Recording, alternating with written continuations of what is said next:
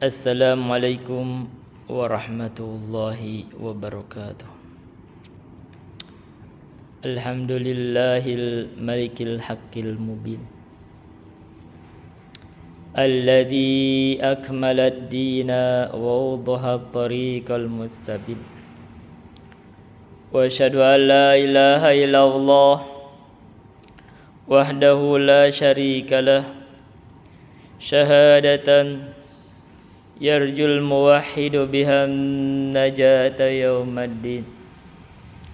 Wa asyhadu anna Muhammadan abduhu wa rasuluh, sayyidul anbiya'i wal mursalin, wa ala alihi wa sahbihi wa man tabi'ahum bi ihsanin ila yaumiddin, amma ba'du.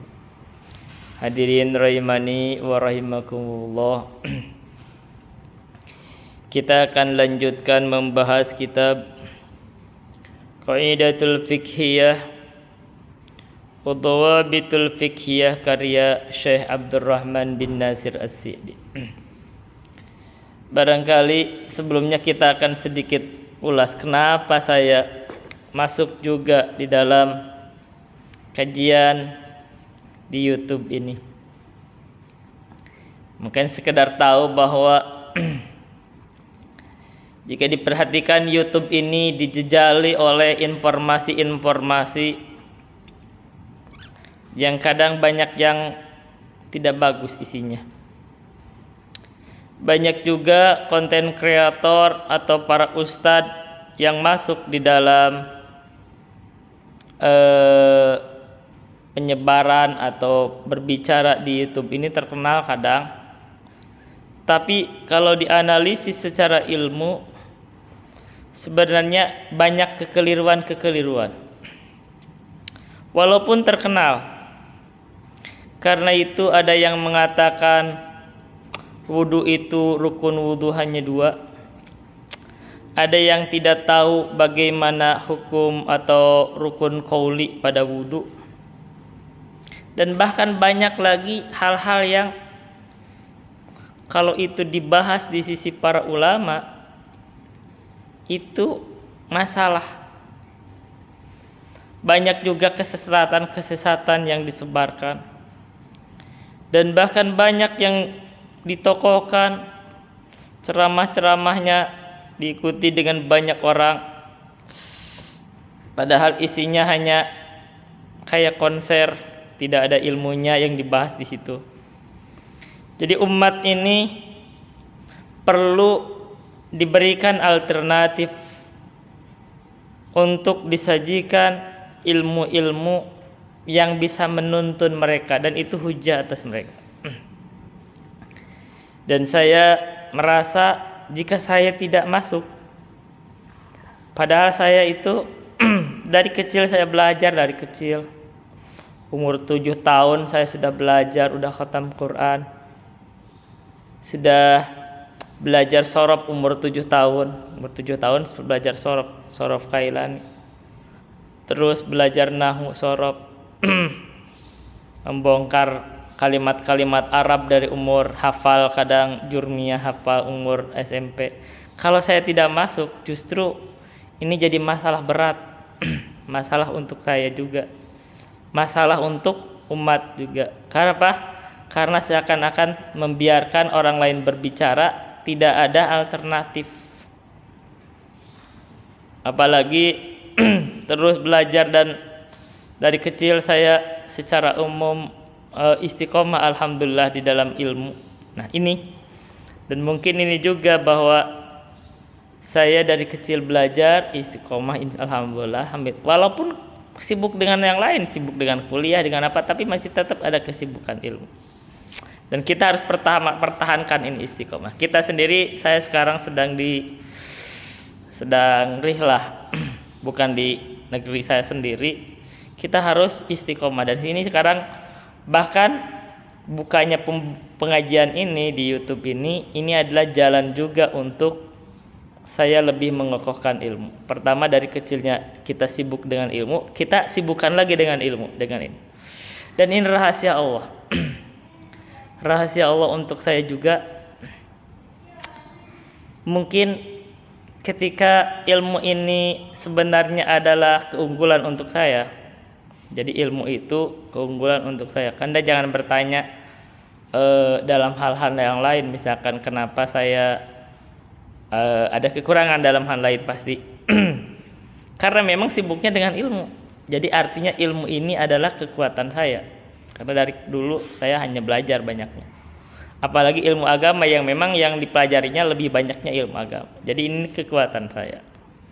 Karena ini kekuatan saya, bahkan akhirnya kita fokus di dalam hal yang saya sendiri ini loh kuat. Jadi ketika kita akan istiqomah insya Allah membacakan ilmu-ilmu, jadi kita fokus aja di dalam hal yang memang kita kuat.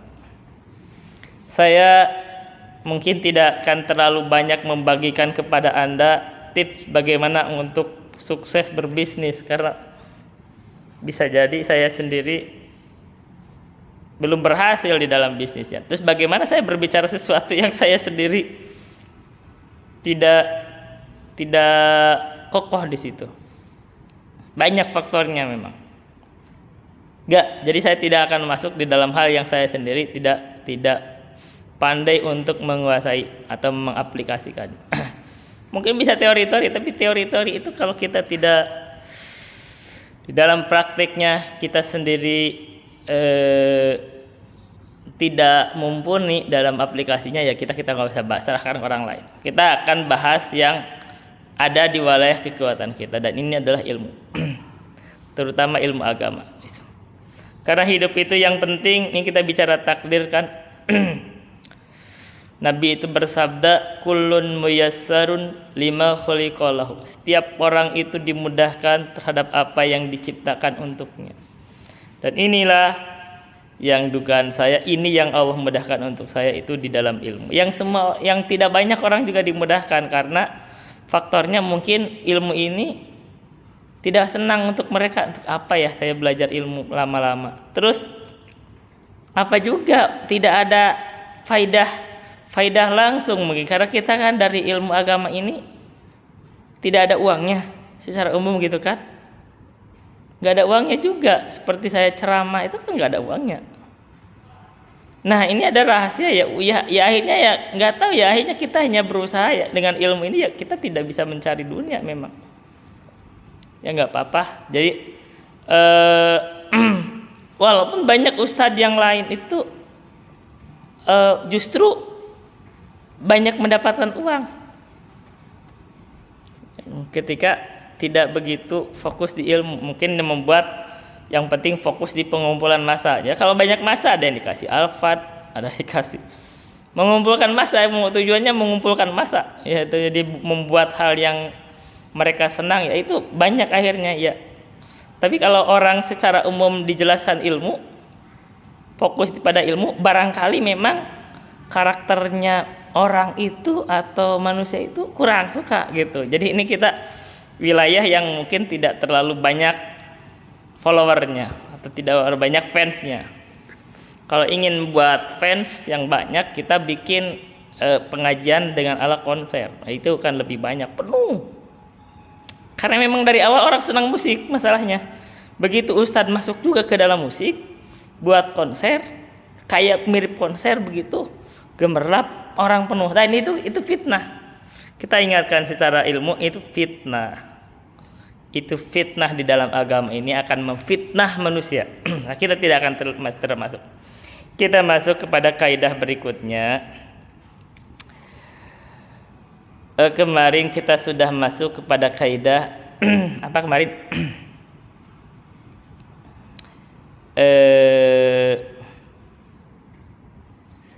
Wal asfi miyahina taharah wal ardi was thiyabi wal hijarah wal aslu fil abda'i wal luhumi wan nafsi wal amwali lil ma'sumi tahrimuha hatta yaji al hillu fafham hadaka Allahu ma yumallu wasal wal aslu fi adatina al ibahah hatta yaji al sariful ibahah walaysa masyru'an minal umur ghairul ladzi fi syar'ina madhkur. Itu bisa dibaca gitu, atau walaysa masyru'an minal umuri ghairul ladzi fi syar'ina madhkuri. Saya bacanya begitu.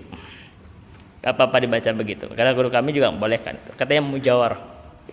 Walaysa masyru'an minal umuri ghairul ladzi fi syar'ina madhkuri wasailul umuri kal maqasidi wa kum bihadzal hukmi lizawaidi wa khatawal ikrahu wan nisyanu asqatahu mabuduna rahmanu lakin ma'al itlafi yasbutul badal wa yantafi tadhimu anhu wa zalal. Udah sampai situ kemarin.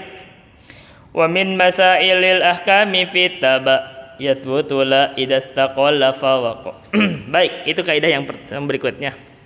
Wa min masailil ahkami fit taba yasbutu la idastaqalla fawaqa. Jadi dalam min masailil ahkam, dari permasalahan-permasalahan hukum fit taba, di dalam taba itu mengikuti, yasbutu tetap, la idastaqalla fawaqa, tidak, hukum itu tidak berjalan seperti itu, tidak tetap seperti itu. Idastaqalla, bila mana bersendirian, fawaqa, maka terjadilah hukum lain gitu. Kalau dia sendirian hukumnya lain, kalau mengikuti hukumnya lain. Nah, itu kita coba kasih contoh ya. Kita kasih contoh biar jelas.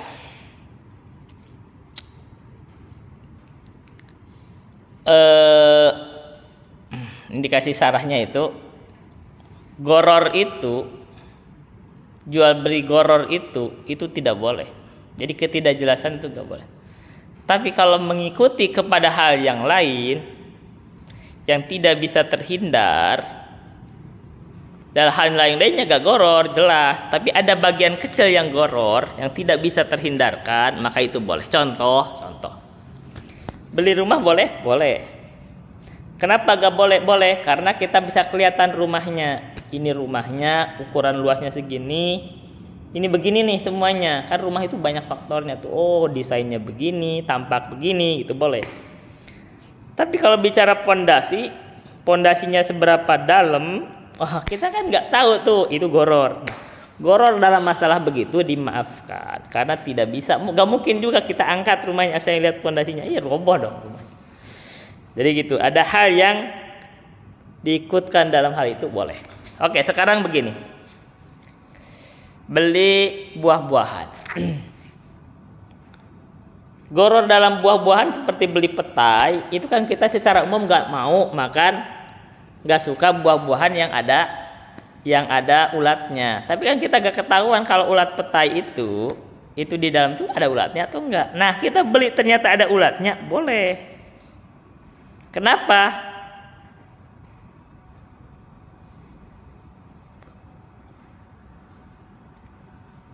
Karena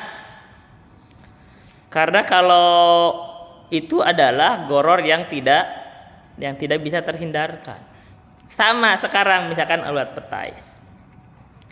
Kita itu ketika kita makan petai, kenapa goncang ya? Goyang.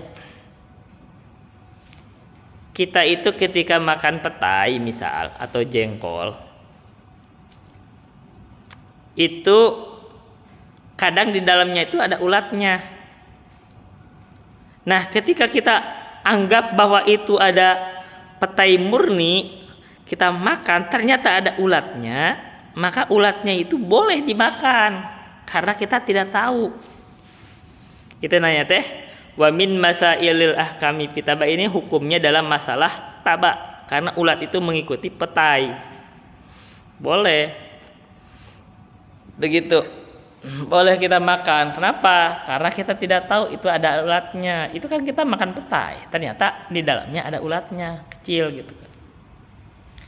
Tapi bila mana ulatnya itu sengaja kita keluarkan terus kita makan ulatnya, nggak boleh. Itu namanya la idastaqalla fawaqa. Hukumnya tidak boleh kalau dia istiqol. Kalau itu bersendirian. Ini ulatnya bersendirian, makan ulat artinya nggak boleh. Jadi kalau kita makan petai ternyata ada ulatnya, boleh. Atau disebut di situ makan, ya itu buah-buahan, itu petai yang ada ulat itu petai atau jengkol, ya. Itu boleh. Dan itu kadang dan ulat petai kadang kalau kemakan nggak jijik kalau ulat petai itu, ya nggak kita kemakan. Beda sama ulat biasa, beda. Nah, sekarang kita contoh lain. Tahu impun? Ikan yang kecil-kecil itu kecil-kecil, segede kecil-kecil, segede-gede, gede-gedean ini kecil. Itu impun itu impun itu sulit untuk memisahkan tainya karena kecil kan, nggak mungkin dikeluarin tai-tainya satu-satu. Nah, kalau kita biasanya kan kita impun itu langsung digoreng aja itu dengan tai-tainya itu kecil kan. Impun itu kalau kecil, tai-tainya itu dimakan boleh karena kita mengikuti impun kayak gitu. Memisahkannya sulit di situ. Allah berfirman, la yukallifullahu nafsan illa wusaha. Allah tidak membebani suatu kaum atau seseorang jiwa kecuali sekedar kadar kemampuannya, dan itu tidak mampu kita memisahkan tai impun dari impunnya, nggak mampu. Maka ketika kita goreng dengan tainya, termakan tainya boleh. Kenapa? Karena dia mengikuti impun. Tapi kalau kita pisahkan tainya lalu kita hanya makan tainya, nggak boleh. Karena itu artinya makan tai gitu. Baik ya, paham. Kita kasih contoh lain. Nah, sekarang kita lihat hukum ziarah kubur. Ziarah kubur itu kan ada perdebatan. Ada sebagian orang pergi ziarah kubur ke sana tuh dari daerah saya tuh ke Madura itu bisa berhari-hari. Boleh nggak? Atau pergi ke Madinah sana ziarah kubur, sengaja menziarah kubur Nabi. Boleh nggak? Nah, itu perdebatan. Ada penjelasan dari ulama lain, ustadz lain itu katanya la yushaddur rihalu la yushaddur rihalu ila salati masajid, katanya. Tidak boleh. Nah, ini ditafsirkan itu tidak boleh dilakukan perjalanan yang jauh. Ini perjalanan jauh. Sampai yushaddur rihal itu artinya dia sampai berbekal, artinya melakukan perjalanan sengaja itu kecuali ke 3 masjid. Jadi kalau perjalanan itu artinya penjelasan itu untuk mencari ibadah lah, untuk tabarruk, untuk melakukan peribadatan. Itu tujuannya itu tabarruk, melakukan peribadahan, yang menganggap berkah, itulah perjalanan itu. Kecuali ke 3 masjid untuk ibadah gitu kan. Jadi kalau perjalanan itu kan bisa perjalanan secara kemarin gimana? Ya tanya ke tapi yang di hukuman fikih itu kan 77 kilo. Jadi kalau kita melakukan perjalanan 77 kilo sekedar untuk misalkan sholat, sekedar untuk berdoa,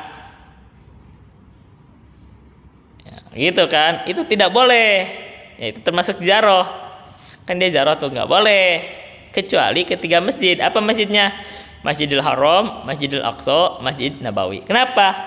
Karena Masjidil Haram itu ibadah pahala sholat di Masjidil Haram itu ya kalau nggak salah itu 100.000 kali dibanding masjid lain. Begitu. Maka ini kata si Masjidil Haram. Keutamanya Masjidil Haram, kita ziarah ke Masjidil Haram itu artinya apa? Umroh. Berarti kita melakukan tawaf, dan akhirnya kalau mau ziarah itu, nah itu beda. Boleh kita bahkan antri, bahkan ngeluarin uang untuk ziarah ke Masjidil Haram atau Masjid Nabawi. Masjid Nabawi lah, kita lihat Masjid Nabawi atau Masjidil Aqsa. Karena 3 masjid ini diagungkan di tengah umat Islam.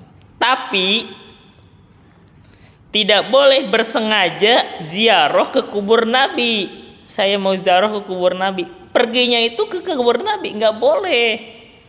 Tidak ada anjuran untuk bersengaja ke kubur Nabi. Nah, masalahnya adalah, nah ini pembahasan ulama. Ketika bolehnya kita ziarah ke Masjid Nabawi, sementara kubur Nabi itu asalnya itu adalah yang disebut di dalam ayat itu kan kata itu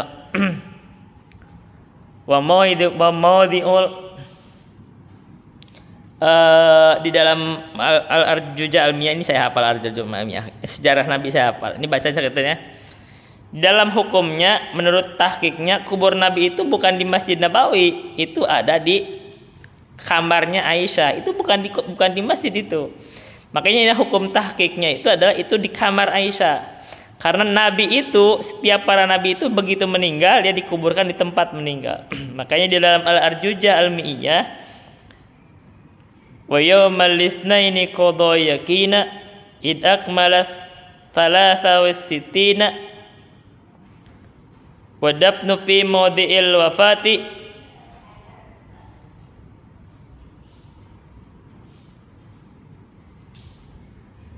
wa dafnu fi sebentar. Wa yawmal lisnaini qadha yakina id akmala thalatha was sittina fi yawmil lisna wa yawmal lisnaini qadha yakina id akmala thalatha was sittina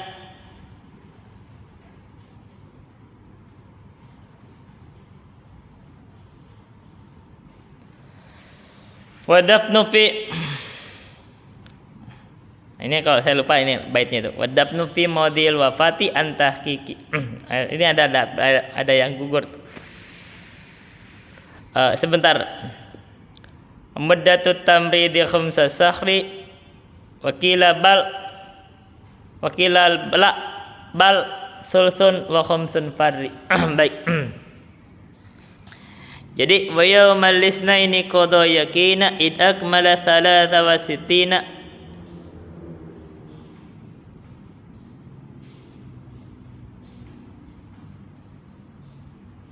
wa dafnu fi mawdil wafati antahqiqi.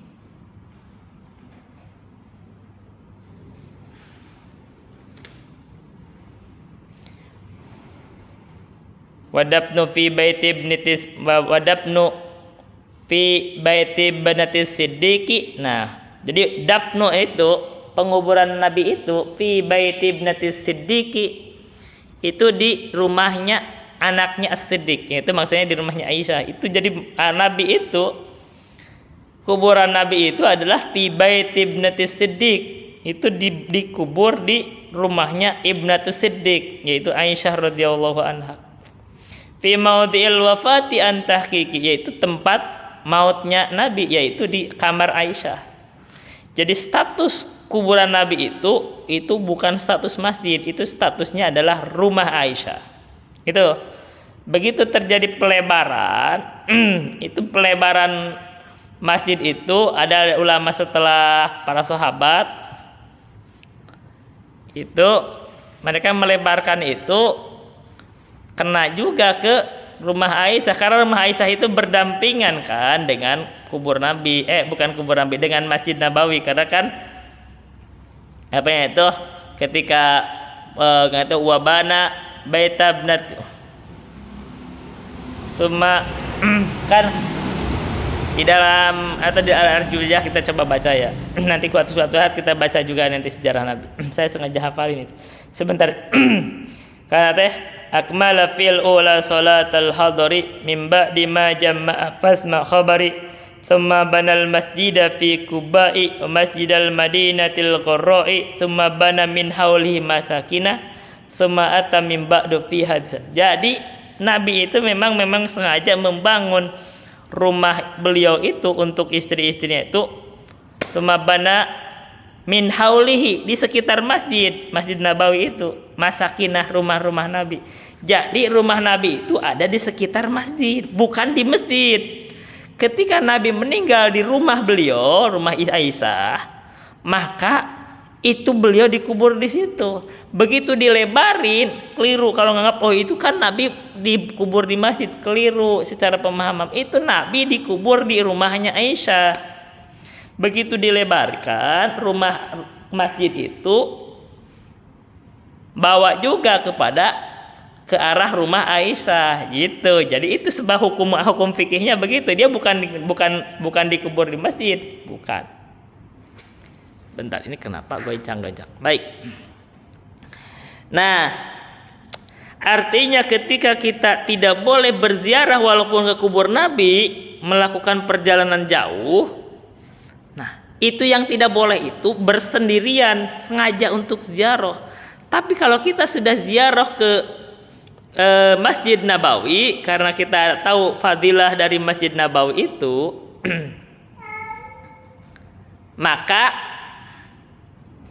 karena dekat, gitu, bicaranya dekat aja, yaitu dekat dengan kubur Nabi, lalu kita berziarah ke Nabi, boleh. Nah, karena apa? Karena mengikuti. Oke, sekarang kita lihat. Di kita ini, di daerah saya atau daerah Indonesia itu banyak yang berziarah itu pergi ke Madura, kan gitu. Kubur-kubur wali, dianggap wali kan. Kalau berdasarkan hadis ini nggak boleh.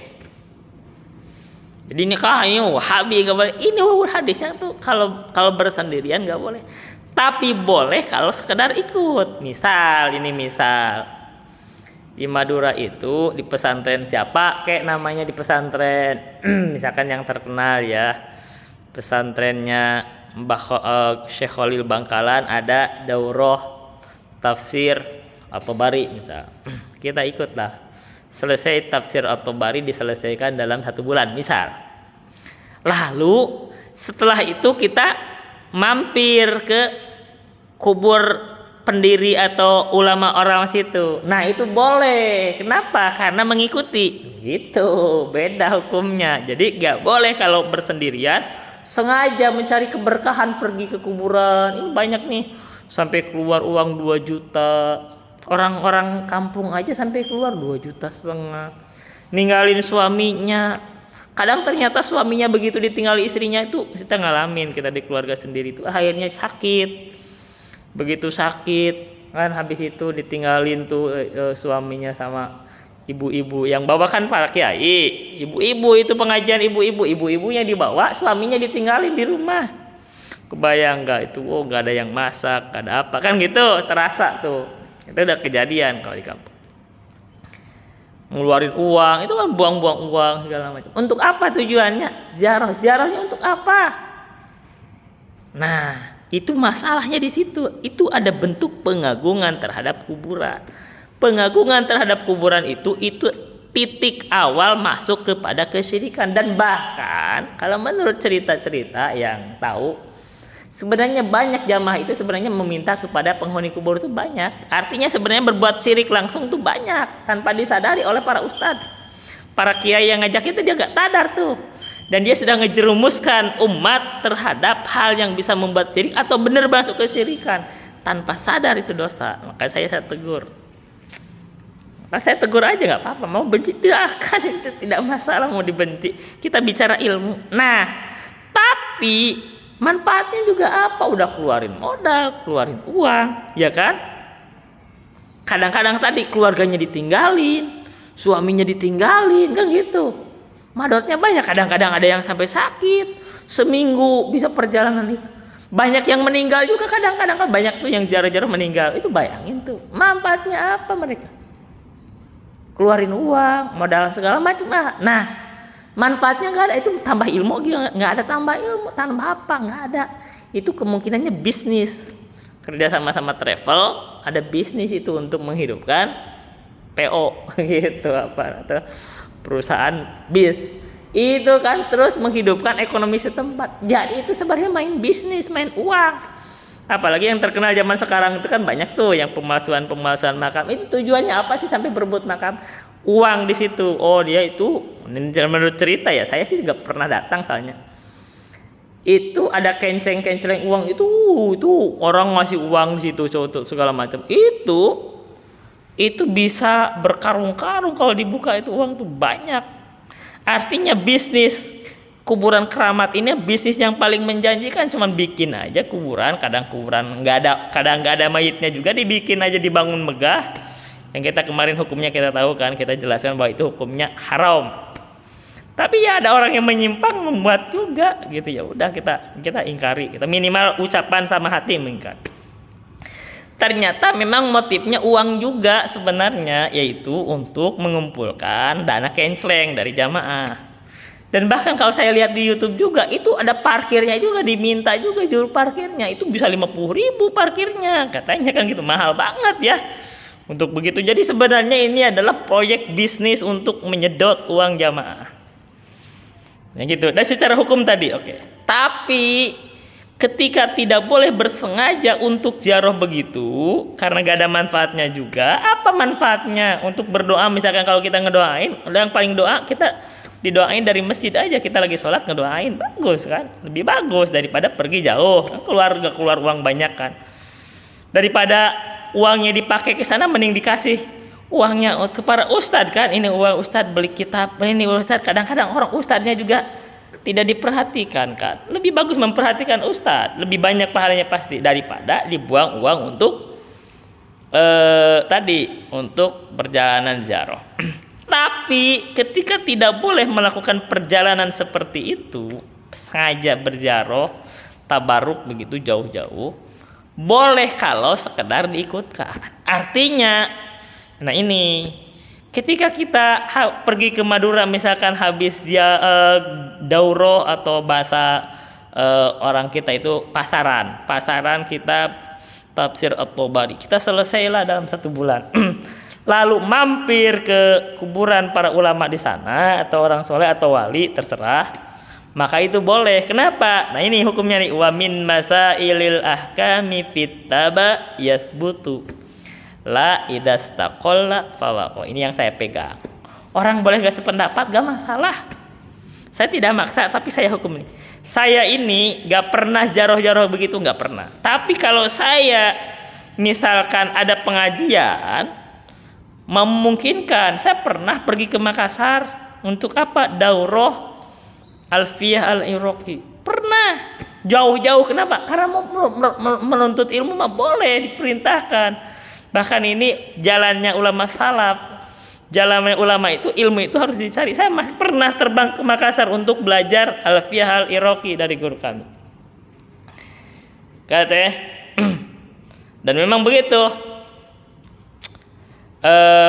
Di dalam sepatu Jumat kan ada perintah tuh, ada anjuran kita untuk rihlah. Katanya wa niyatun wal qawlu tsummal amalu bi ghairi wafqi sunnatin la tuqbalu. Niat, amal dan ucapan itu tanpa mengikuti sunnah Nabi tidak diterima. Karena itu man lam yakun ya'lam muda falyas'ali man lam yajid mu'alliman falyarhari. Karena kita wajib mengikuti sunnah Rasul, maka man lam yakun ya'lam muda, kalau dia tidak tahu maka tanya gitu. Man lam yajid mu'alliman, kalau dia tidak menemukan di negerinya itu yang bisa mengajar, falyarhali, rihlah, pergilah kamu berjalan. Kan gitu. Itu zaman dulu begitu, dari dulu aja. Kalau kita tidak ada guru yang mengajari, hirihlah walaupun jauh. Jadi kalau saya melakukan rihlah, misalkan pergi ke Makassar untuk daurah Al-Kifiyah Al-Iraqi, boleh. Saya pernah rihlah dari Jakarta, ketika saya di Jakarta pergi ke Jogja untuk daurah pembacaan Al-Muwatta Imam Malik sampai selesai, itu boleh. Kenapa? Karena kita ilmu. Saya pernah malam-malam ketika saya masih di Jakarta pergi ke Bandung gitu untuk daurah tajwid. Itu boleh itu saya sampai datang itu naik travel ya, itu saya sakit perut itu, saya mencret itu, saya begitu keluar, waduh sakit itu beneran, dan mungkin kena masuk angin segala macam ya. datang jam 1, wah saya itu musim itu madarat besar tuh, karena itu sakit ya. Akhirnya saya itu di daerah apa ya, Samplas atau bukan Samplas itu, lupa namanya, itu di daerah situ. Bukan, itu di daerah itu Pasteur di situ. Wah itu masjid apa itu daurah itu sedang daurah tajwid, itu daurah Tuhfatul Atfal sama bukan Matan Jazariyah sama Rosam, belajar Rosam. Itu boleh.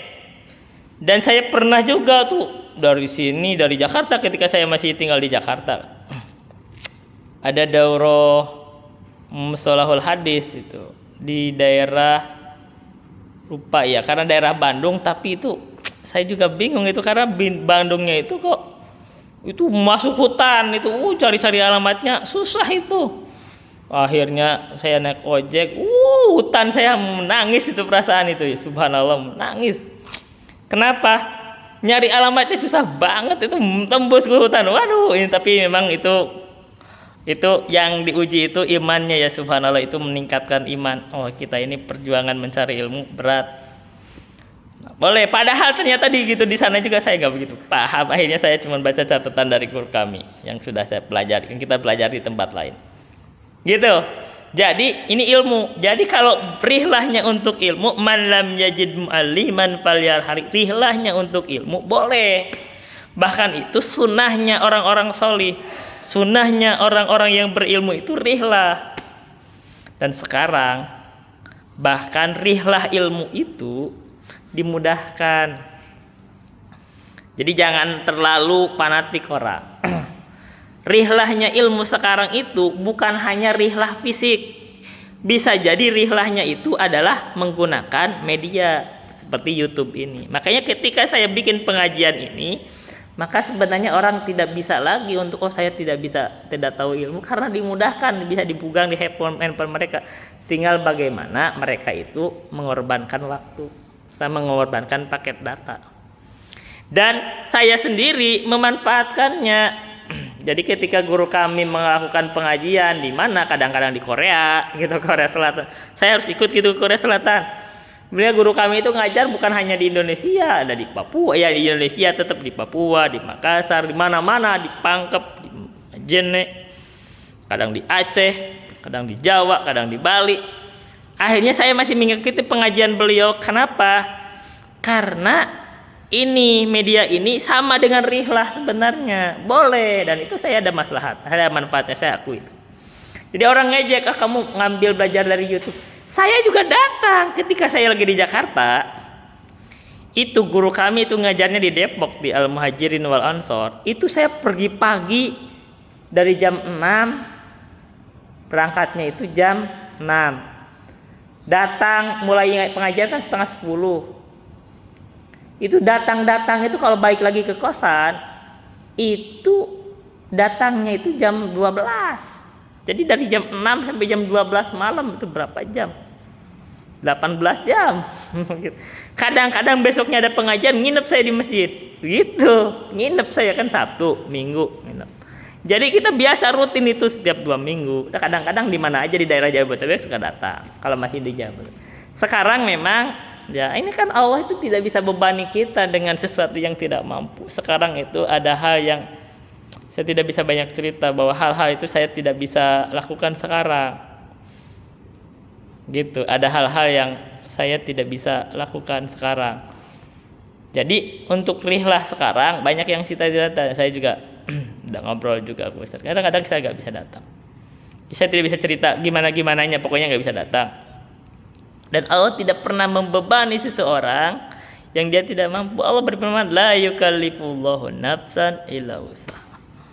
Dan kemarin dalam kaidah itu, walaisa wajibun bila qutidari wala muharramun ma'atir. Jadi ketika saya tidak bisa datang rihlah fisik, tapi saya masih berusaha sesuai kemampuan saya mengikuti secara live misalkan atau rekaman beliau, itu sama, itu statusnya rihlah ilmiah. Tapi ketika ada itu dari dulu saya selalu datang, jadi tahu di mana aja, bukan hanya di Depok, ketika pengajian masih Jabodetabek beliau didatangi. Begitu. Tapi kalau kita tidak datang ya namanya ya barangkali nanti Allah mudahkan lagi saya datang lagi. Begitu. Jadi intinya adalah kalau rihlahnya rihlah ilmu boleh. Walaupun jauh. Tapi kalau rihlahnya untuk tabaruk boleh juga walaupun jauh, tapi khusus ketiga masjid, yaitu Masjidil Haram, Masjidil Aqsa, Masjid Nabawi. Boleh. Jadi kalau kita untuk tabaruk, untuk ibadah di sana melakukan perjalanan karena utama masjid tersebut, itu boleh. Tapi kalau di masjid yang lain kita kagak ada utamanya, kita gak perlu jauh-jauh saya ke masjid, enggak ada. Kecuali ada sesuatu yang lain itu, misalkan di masjid kita kagak ada. Misal ya, saya pernah melakukan rihlah, enggak apa-apa saya cerita. Di daerah saya itu sedang di mana ya? Mungkin entah di daerah Jakarta atau Bekasi. Ya mungkin dari Bekasi ya. Saya pergi ke Depok gitu untuk iktikaf di Depok. Karena udah kenal kan masjidnya. Jadi ya begitu. Kita nggak kenal kan, kalau kita di masjid kan, kalau nggak ada yang ngadain gimana, kita nggak. Dan mungkin suatu saat saya nggak dimudahkan kan, sekarang nggak iktikaf karena kalau di kampung nggak ada tempatnya. Jadi begitu. Kalau ada alasan lain, ini bukan menyengajakan karena di situ ada itu, karena memang di situ ada tahu diadain dan kita udah kenal masjidnya begitu. Pengajian juga saya jauh, kita ke Depok kan jauh ya, dari Jakarta. Kan dari Bekasi kadang saya ke Depok. Tapi di sini di Bekasi kalau ada juga sini sih kan ada ngadain, kadang saya pernah di sini misalkan dekat. Oke. Jadi intinya, tapi bukan tabaruk masjid itu menghususkan, nggak boleh. Artinya kalau kita tabaruk bersengaja untuk pergi ke kubur-kubur wali jauh, nggak boleh. Berdasarkan kaidah itu, baca hadisnya itu, la yushaddur rihalu illa ila salasati masajid masjidun. Ya. Tidak boleh dilakukan perjalanan untuk tabaruk dengan mengorbankan biaya jauh itu kecuali kepada 3 masjid. Menurut para ulama yang menjelaskan itu artinya nggak boleh kita berziarah jauh-jauh. Kenapa sih masalahnya jauh-jauh? Karena masalahnya mereka itu mengagungkan kuburan. Dan pengagungan kuburan itu adalah langkah awal masuk kesyirikan. Dan ternyata bahkan banyak yang cerita, banyak yang berbuat kesyirikan. Mereka banyak mengusap-ngusap kuburan, banyak bahkan meminta kepada penghuni kubur. Banyak itu, para kiai juga banyak yang ngomong kok. Ngaku kok, mereka ada yang begitu. Artinya ketika mereka datang membawa jamaah ke sana, ternyata ada dia menjerumuskan umat kepada kesyirikan. Kita harus sadar itu dosa besar. Karena dia kemari bab wasilah, hati-hati. Karena kalau dia menjadi wasilah terhadap kesyirikan, dia itu menanggung dosa besar. Hati-hati. Makanya saya sih tahan, jangan. Kecuali kita tidak menghalangi ziarah, silahkan berziarah. Tapi ya nggak usah cari-cari yang jauh. Kan saya alasannya kan bilang gini, ziarah kubur yang dekat aja, ada banyak kuburan. Kan tujuannya itu adalah mengingatkan kematian. Mereka nggak mau kuburan, banyak kuburan, nggak mau, karena kuburan itu kuburan biasa. Kita mau kuburan yang dianggap kuburan wali. Nah dari sana itu masalahnya, mengagungkan kuburan. Kalau bagi saya kuburan sama aja, cuman batu isinya, di dalamnya ada mayit, sama, nggak bisa ditanya.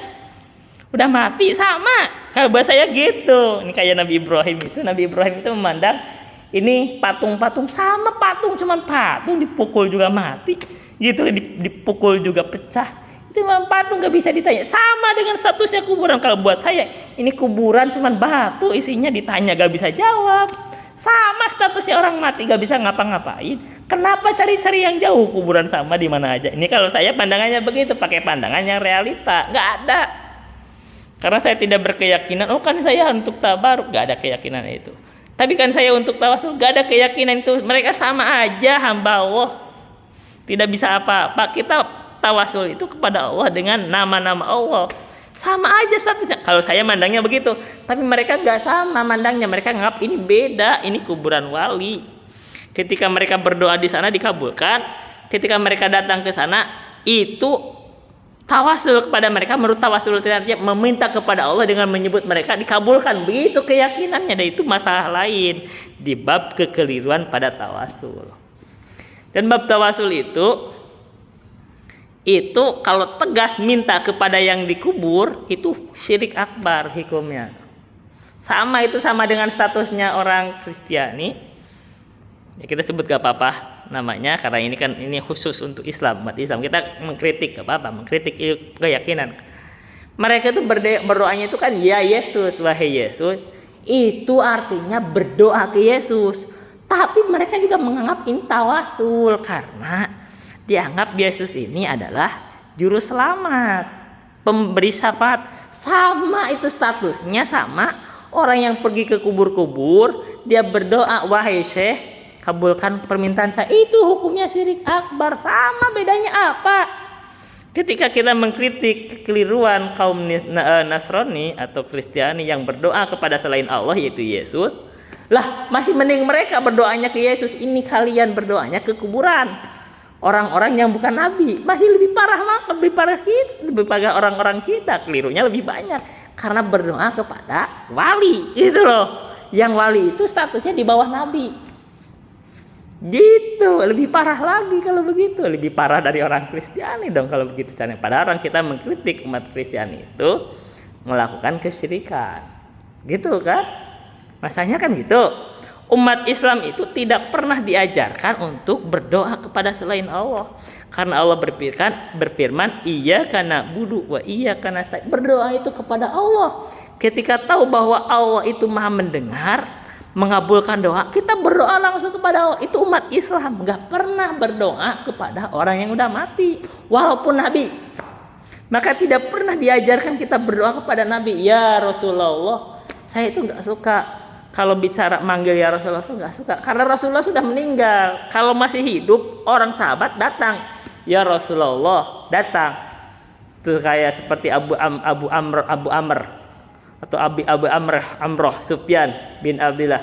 Ya Rasulullah, kulli fil islami qaulan la as'alu anhu ahadan ghairaka. Nah, itu boleh kalian nanya kepada Rasulullah, ada di depannya. Ketika Rasulullah sudah meninggal, saya enggak masuk. Artinya kenapa panggil ya Rasulullah, ya Rasulullah? Kita kalau selawat itu, Rasulullah itu dijadikan sebagai goibnya. Jadi Allahumma sholli ala Muhammad, goib kan. Atau sallallahu alaihi-nya itu kan goib. Rasulullah itu kita yang didoakan, bukan meminta ke Rasulullah. Begitu meminta ya Rasulullah itu keliru. Itu sama ujungnya berdoa ke Rasulullah, itu hukumnya sama dengan hukumnya syiriknya kaum Nasrani. Ketika mereka berdoa ya Yesus, terus umat Islam berdoa ya Rasulullah, apa bedanya? Dia nabi, itu nabi, sama hukumnya syirik akbar. Paham tidak? Hukum sama. Kita harus pakai standar yang sama. Kalau kita menganggap syirik terhadap mereka karena berdoa kepada Yesus, kita juga menganggap syirik yang sama karena dari umat kita ada yang berdoa kepada Nabi Muhammad, yang Nabi Muhammad sama Yesus statusnya sama-sama nabi. Atau bahkan lebih parah, di umat kita ada yang berdoa kepada yang udah mati di kubur, yaitu wali atau kiai, gitu loh. Sama hukumnya syirik akbar, apa bedanya? Artinya kita itu harus menggunakan standar yang sama. Siapapun yang berbuat salah, walaupun dari umat ini, salah ya salah, hukumnya syirik itu syirik. Sebagaimana kaum Nasrani syirik akbar karena berdoa kepada Yesus selain Allah. Hukum umat Islam kalau berdoa kepada Nabi Muhammad, hukum umat Islam kalau berdoa kepada yang dikubur, itu hukumnya syirik akbar, sama. Bedanya apa? Karena yang diperintahkan kita hanya boleh berdoa kepada Allah, nggak boleh berdoa kepada selain Allah, karena itu ibadah. Nah, ini hukumnya tegas, kita membuat standar yang sama. Siapapun yang jatuh di dalam pelanggaran ini, jatuh di dalam pelanggaran yang sama, maka hukumnya sama. Nah, orang nggak tahu itu. Mereka merasa, oh salah kaum Nasrani, salah karena begitu. Tapi di atas diri mereka sendiri gak mau ngakui salah. Itu salah. Mereka sama melakukan kesalahan kaum Nasrani, yaitu berdoa kepada selain Allah. Begitu? Gitu. Nah, bahkan kaum Nasrani lebih baik. Kenapa lebih baik? Mereka berdoanya itu ke Yesus, yang Yesus itu ulul azmi. Sementara sebagian umat Islam itu berdoa kepada orang-orang yang menghuni kubur-kubur itu, yang itu cuman nggak tahu dianggap wali, dianggap apa, siapa yang menentukan kewalian juga. Kan berarti kedudukannya lebih rendah dibanding Yesus. Nah, itu jatuh. Ya, kita mengkritik apa adanya. Jadi ketika kita mensyirikan, dianggap perbuatan musyrik terhadap kaum Nasrani yang berdoa kepada selain Allah, yaitu Yesus, kita sama menghukumi yang sama bahwa terjadi kesyirikan di umat Islam kalau dia berdoa kepada selain Allah, walaupun itu wali. Sama statusnya. Jadi yang benar gimana? Kita berdoa kepada Allah. Itu yang diajarkan oleh Nabi. Perhatikan doa zaman Nabi. Kita ajarkan ya. Robbana, kita Nabi ajarkan Nabi. Coba. Di dalam Al-Quran disebutkan, Robbana atina fid dunya hasanah wa fil akhirati hasanah wa qina adzabannar. Ini ya Allah, berikan kepada kami itu kebaikan di dunia. Di dunia baik, di akhirat baik. Nah, itu yang diminta itu Robbana Allah, bukan Fulan, wahai Fulan, wahai Syekh, berikan saya kebaikan di dunia. kebaikan di akhirat itu musyrik, nggak boleh gitu. Baik, kita aja yang bisa saya sampaikan. Billahi taufiq wal hidayah. Wassalamualaikum warahmatullahi wabarakatuh.